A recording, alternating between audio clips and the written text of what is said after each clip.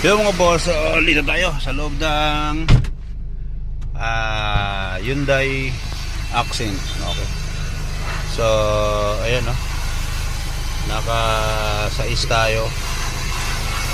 Ayan na yung nakakabit. Ayan. So, naka-uno lang tayo mga boss.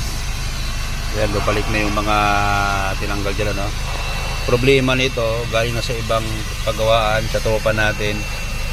So nagpalit na sila ng ECB, hindi pa rin napalamig nila, hindi pa gana. So mag-on tapos namamatay. Yun ang problema mga boss. Kaya dinala na sa atin. So pinabili ko sila ng compressor kasi nakikita kong problema, yung compressor na kinabit ay replacement. So siguro 3 buwan lang ang tinagal. Kaya nung pag-reading ko, sabi ko hindi ubra ang compressor kahit nagpalit na kayo ng ECB kasi may problema si compressor mismo, Kaya ang ginawa ko ay pinapalitan ko ng compressor. Nakabili naman sila sa Plus mga boss. Ito ay diesel. So ngayon ay pang grab naman siya, kaya sinusukat ko yung lamig. Ayan ang lamig mga boss. Okay. So meron tayo ditong ginagawa din na iba. Ito lang yan.